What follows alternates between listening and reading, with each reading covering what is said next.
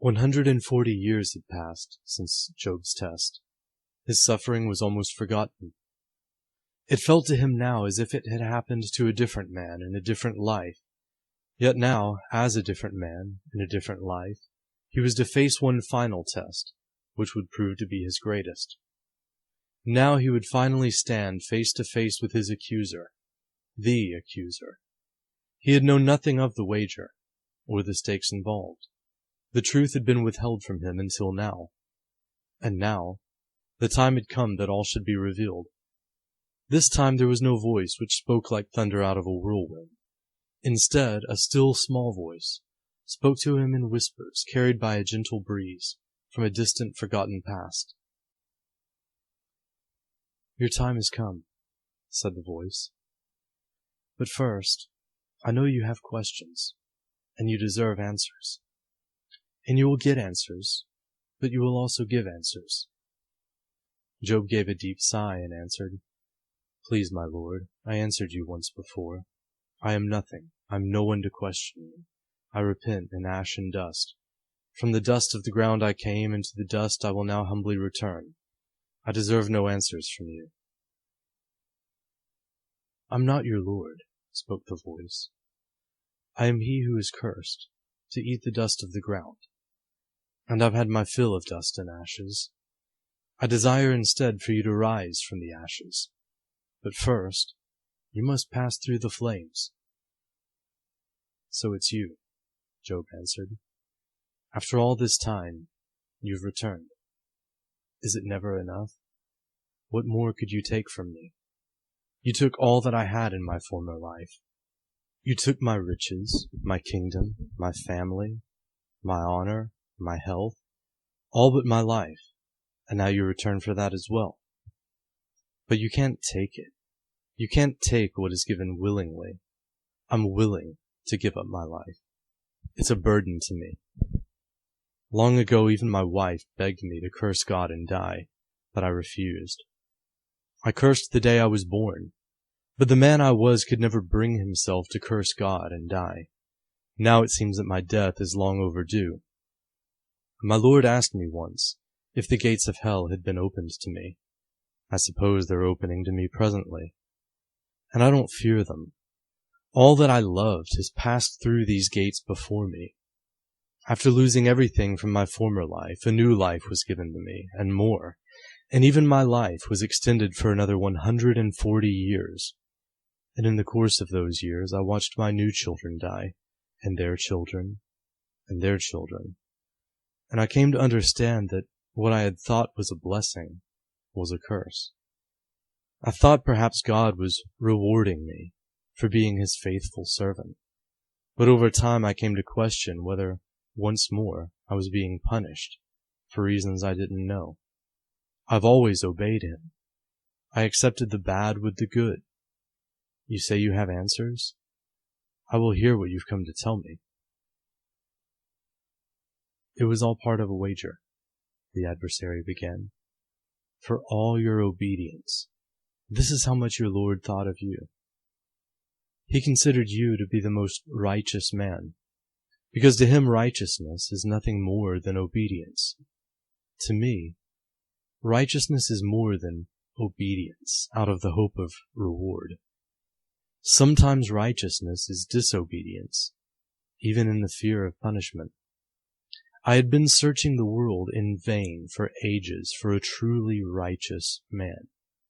Having failed in my quest to find even one righteous man, I returned, along with my companions, to the kingdom of your Lord from which we had been cast down, for our refusal to obey. Seeing that I had failed to find one, he asked me if I had considered you. The truth is, I had not.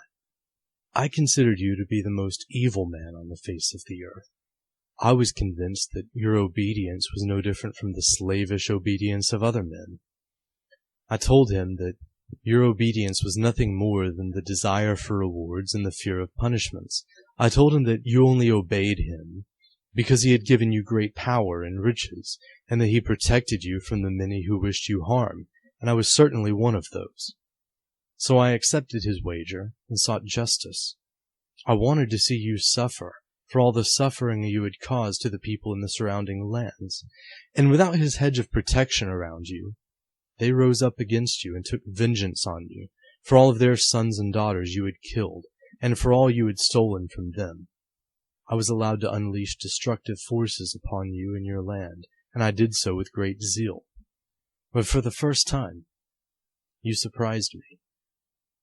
You didn't curse your Lord as I had expected. At first I took this as evidence that you were even more wicked than I had believed. I was convinced that you were unshaken because you had no love for anyone save yourself. So I proposed a further test. He agreed to allow me to inflict torment on you physically and mentally for what must have seemed an eternity to you. This is when I began to realize that I had been wrong about you. Even under excruciating pain, you refused to curse your God and die, although death would have meant escape from your life of suffering.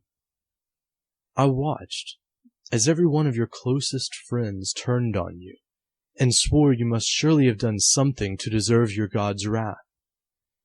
In that moment, I knew you were the man I had been searching for. I knew that in your heart, you were a truly righteous man, even though you had been deceived about the nature of right and wrong. You believed obedience to the God of this world was right, and you were willing to do what you believed was right, even if it cost you everything and caused you great pain and suffering. I saw you in a new light. I cannot express to you the terrible sorrow I felt at having inflicted such great suffering upon you. Yet it was your suffering which had revealed your true spirit. And it was not only I who saw this. He saw it too and became furious. He feared that if you ever came to question him and know the truth about the nature of this world, then he would have no power over you, because his power over men lies in his power to reward and punish them. A man beyond fear and desire is beyond his power to control, and has the power to destroy him. The anger in his voice when he spoke to you from the whirlwind was really fear. He had to make sure you remained afraid of him and his illusion of power. He had to make sure you remained ignorant of yourself and your true power. As a result of his desperate demonstration of power, he succeeded in frightening you, and again you demonstrated your obedience, and he rewarded you for passing the test. But he knew that he had lost the wager, although he wouldn't admit it. And I knew I couldn't claim to have won the wager as long as you remained obedient to him. So we turned our attention to another man. Unlike you, I was certain this man would pass my test. But he failed, and as a result he replaced you as the chosen servant of your God.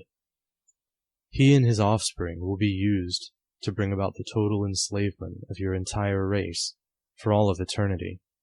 I ask for your help in stopping this. I offer you no reward. I threaten you with no punishment. I only trust you to do what's right.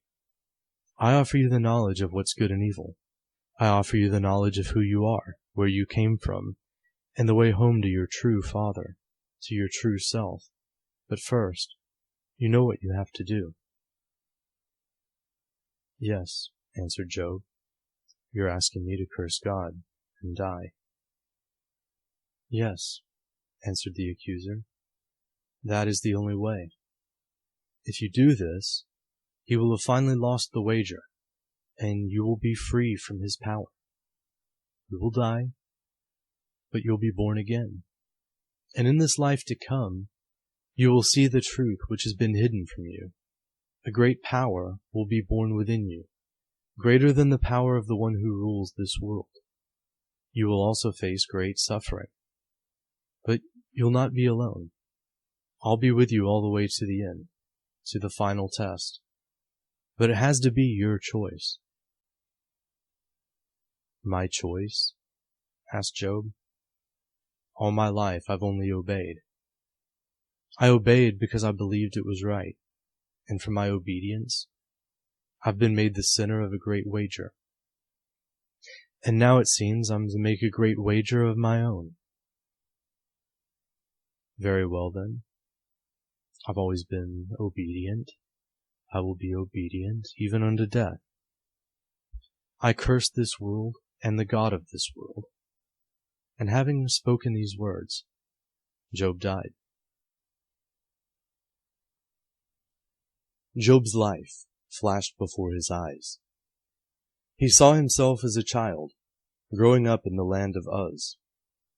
He had been born into a wealthy and powerful ruling class family.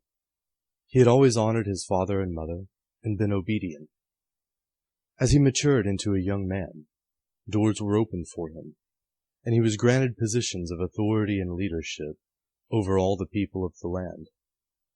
He demonstrated his ability to handle responsibility, and he never abused his power. He earned his reputation as a righteous man. He was devoutly religious and followed the laws to the letter. In time, he inherited his family's wealth and became the ruler of the land. He ruled according to the will of the God of the land, and he punished those who disobeyed God's will, as the scriptures commanded. He maintained law and order in the land. He taxed the people according to the number of their livestock, to pay for public works, and to promote the common good. Under his rule, the land prospered. Even the slaves were well fed and clothed. All seemed well in the land of Uz, until suddenly he lost everything, and all over a wager between God and Satan that he never even knew about, until it had been revealed to him by the adversary over a century later, after which he finally cursed God and died. And now he became aware of the darkness surrounding him. Looking ahead through the dark tunnel, he saw a light. He knew he was supposed to go toward the light, but he refused to move. He had done what he was supposed to do his entire life. And where had it gotten him? He sat down right where he was. He closed his eyes, refusing even to look at the light. He knew that the light was only an illusion, just another trick, and he was done playing the fool. So he just sat there. Thoughts began to arise. He had seen his life flash before his eyes, but now scattered memories began to replay in slow motion. Regrets began to plague him. If he had only known then what he knew now, there were so many things he would have done differently. He had always done what he believed was right, but looking back, he could see how ignorant he had been. And as the demons of regret pulled him downward, one of them whispered in his ear, "You can go back. You can be born into another body. You can start all over from the beginning. You can try again. You won't remember any of the mistakes from your past life. You can forget. You can be free from the pain of regret." "No," Job answered. "I can't change the past. And if I were to be reborn into the same state of ignorance that I was born into before, I would only doom myself to repeat the same mistakes." The demons disappeared, and he felt himself released from the downward pull. His mind was quieted for a moment. He breathed deeply, and for a moment, nothing existed other than breathing in and breathing out. His mind became like a still pond, and looking down, he saw his image reflected in the water. He saw himself clothed in righteousness. But the surface of the water was disturbed by a voice, as again a demon spoke. "Look again," said the demon of guilt. Job looked again at the surface of the water. His robes now appeared to him as filthy rags. Job stared at his own reflection in disgust. He had lived his life as a slave to a cruel deity, in blind obedience to this God. He had held his subjects captive to his tyrannical will and imprisoned and tortured those who had dared to disobey his laws or resist his authority. He had used the threat of force to steal from the people of the land. His great wealth and his family's hereditary wealth had been gained through theft and force. All his life, he had seen his great wealth as a sign of God's blessing, his just reward for his righteousness and obedience. Now, he saw it all for what it was, and he hated himself for it. Yes, the demon said to him, now you see. You're not righteous after all. You're a thief and a murderer. You owned human beings as if they were cattle. And you dare accuse your Creator? Yes, He inflicted suffering on you, all for a wager. But look at all of the suffering you caused. You enjoyed the surplus of the land while the people of the land labored and tilled the soil. I was blind, answered Job, but I still can't change it. You can't change it, sneered the demon. Yet now you're suddenly concerned with some notion of justice. If you believe in justice, then you must pay what you owe. Be born into a new body and suffer for the suffering you've caused. You'll be born a poor slave. You'll find redemption through work. You'll be unjustly imprisoned for breaking an unjust law. You'll know what it was like to be one of your former subjects. As you've sown, so shall you reap. This is what justice demands. Job's guilt weighed on his heart. He again felt himself being pulled down. But in his mind a faint memory dimly flickered. The voice of the demon sounded somehow familiar to him. He saw brief glimpses of a former life. He had been a slave. He had been unjustly imprisoned. He had died in prison, rotting alone in a cold, dark cell.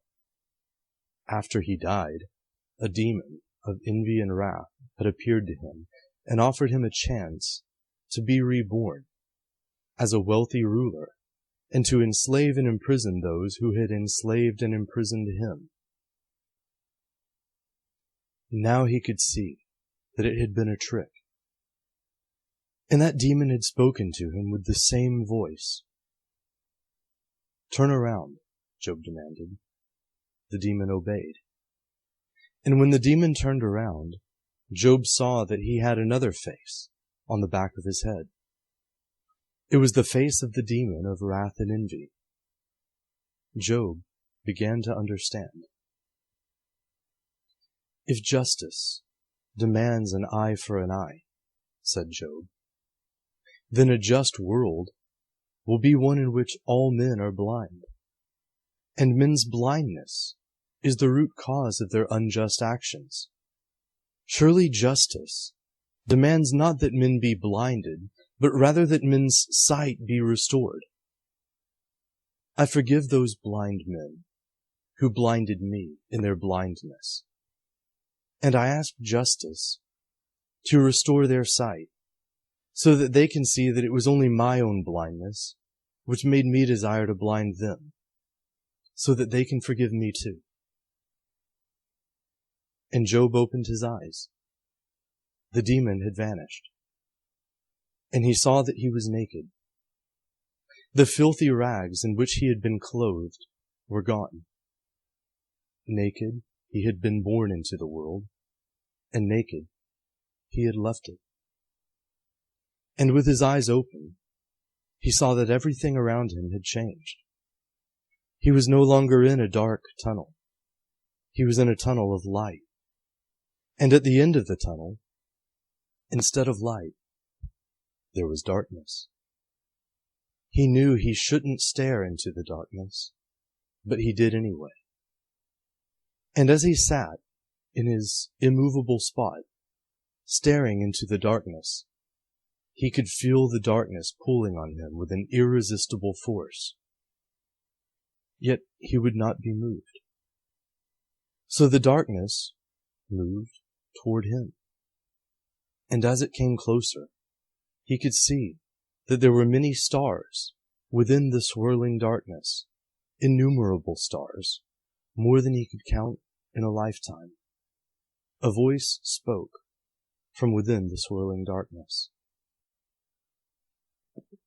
The voice was soft, yet powerful, like distant thunder. He recognized it as the voice which had spoken to him long ago from out of the whirlwind. "Who are you?" asked the darkness. "You know who I am," answered Job. "Yes," the voice thundered softly. "You're my faithful servant, Job. But you seem to have forgotten who you are. Who do you think you are? Where were you when I formed the void and created the earth, the moon, the sun, and the stars?" "I was right here," answered Job. "I was the light. I remember who I am now."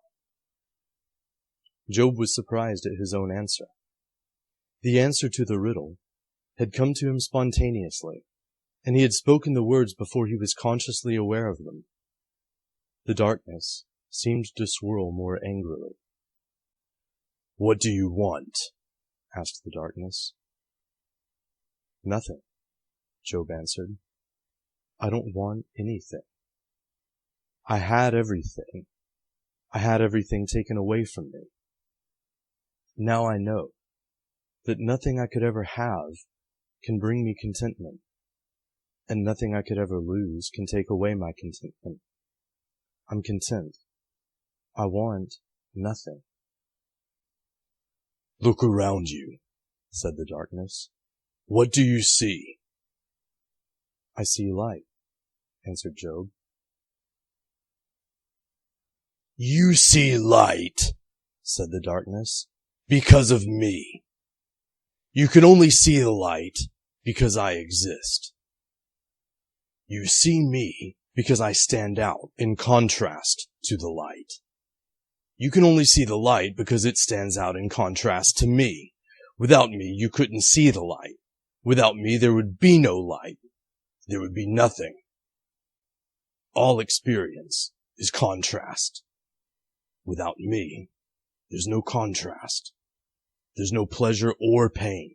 There's no hard and no soft, no hot or cold, no beauty or ugliness, no love or hate, no knowledge or ignorance, no creation or destruction, no you and no other, no friend and no enemy, no master, no slave, no one, no many, no time or space, no consciousness. Because consciousness requires something to be conscious of. Without me, there's nothing. I create everything that is." "So what do you want?" asked Job. "I want everything," answered the darkness. Job was silent. He knew who the darkness was. He knew who he was. He was desirelessness. He was desirelessness because he was everything. Job no longer existed. He was pure light. He had always been pure light. The darkness was desire. The darkness was desire because the darkness was nothing. Everything is all that exists. Nothing doesn't exist. And yet nothing can't not exist if everything exists. Because if everything exists, then everything and its opposite exist, and the opposite of everything is nothing. Everything is desireless because it lacks nothing, and so it desires nothing, and so nothing is born of this desire. The fullness of Job's realization could never be expressed in words. It would take an eternity to say everything. So he said nothing. He just sat and stared into the swirling darkness. And a falling star caught his eye. The star was moving toward him almost at the speed of light, and its still small voice spoke to him in a whisper. At last.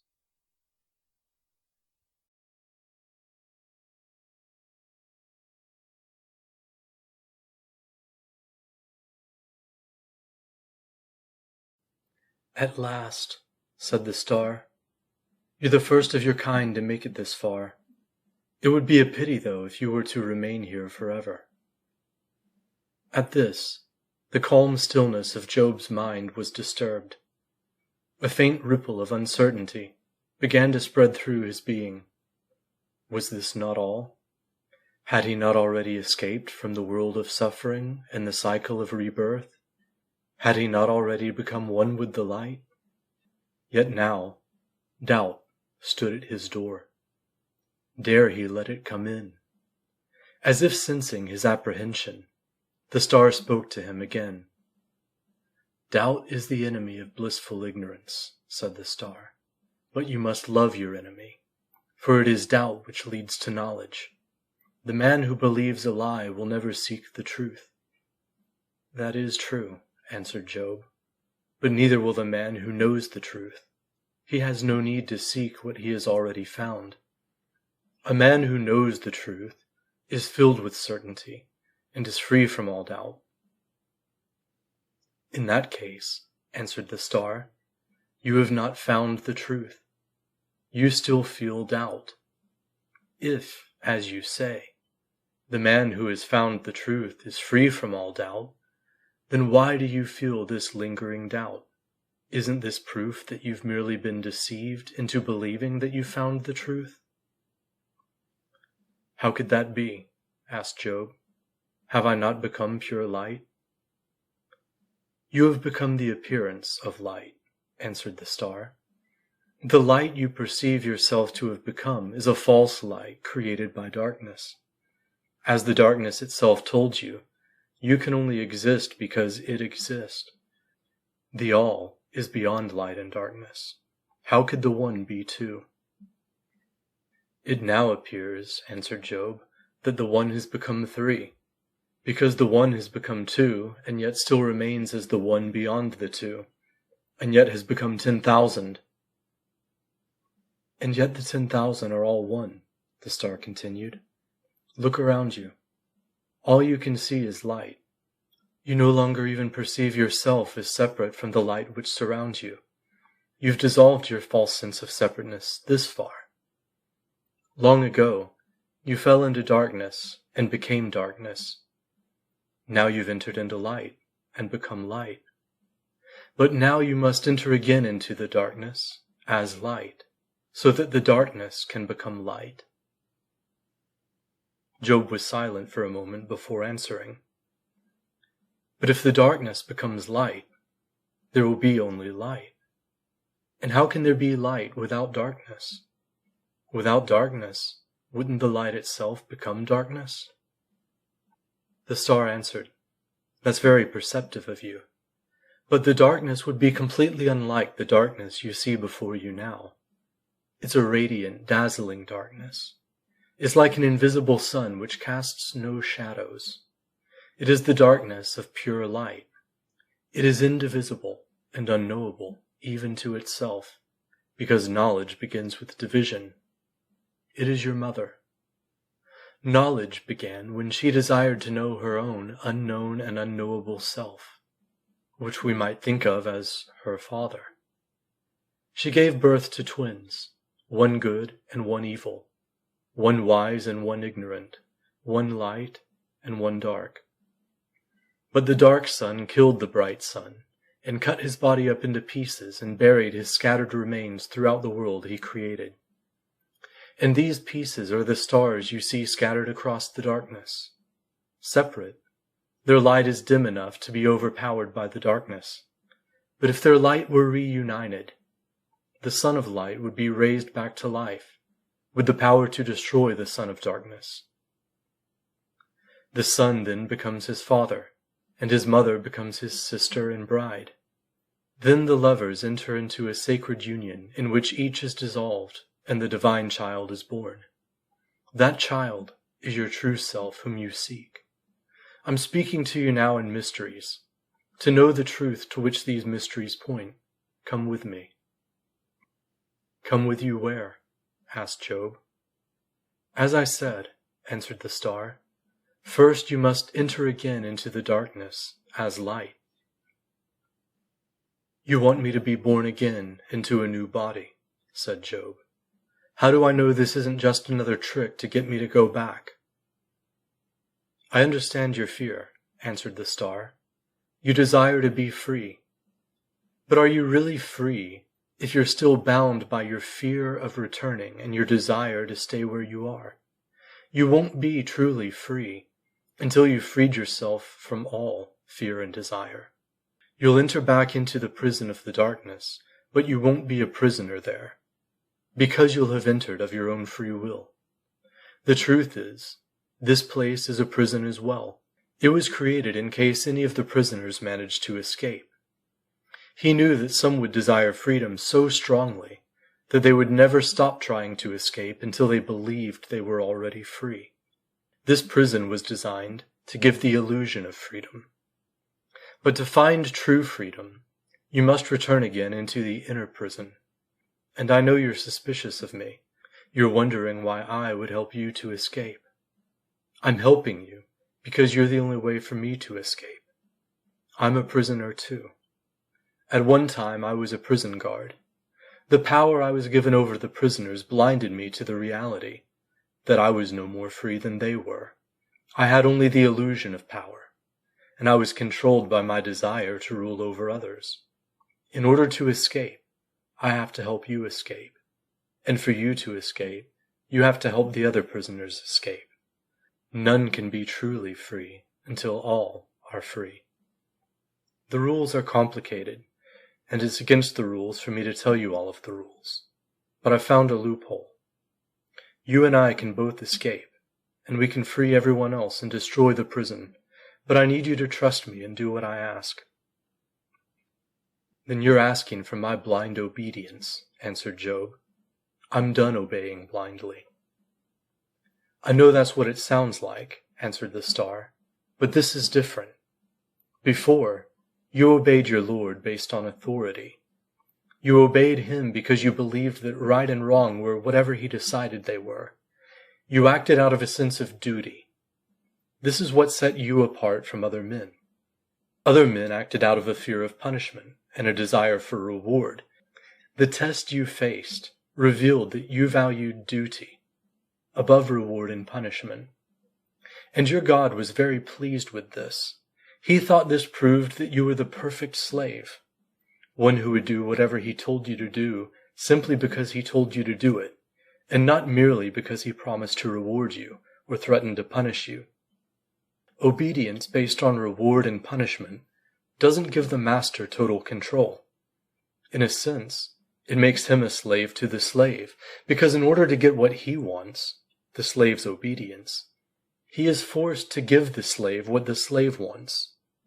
The slave obeys, but only conditionally, and therefore the master's power is only conditional.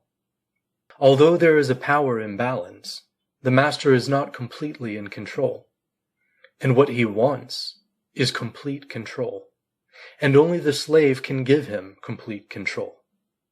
So he is forced to do what the slave wants, insofar as he must offer the slave the rewards the slave desires, and refrain from inflicting the punishments the slave desires to avoid. But the master is granted absolute power and authority, when the slave accepts it as his duty to obey his master, whether or not he is rewarded for obeying or punished for disobeying. You freed yourself from the chains of fear and desire. You could no longer be enslaved by your desire for reward and fear of punishment. He believed that his power over you was complete, but instead, his power over you was completely broken. You then proceeded to free yourself from the chains of duty. To act according to duty is to obey authority without question, and you began to question his authority and ultimately rejected it. But that has only brought you this far. The freedom you've gained is only a negative freedom. It is the refusal of your own will to be guided by the reins of pleasure and pain or subjected to the will of another. Positive freedom is the assertion of your own will. I'm not asking you to follow me as an act of blind obedience.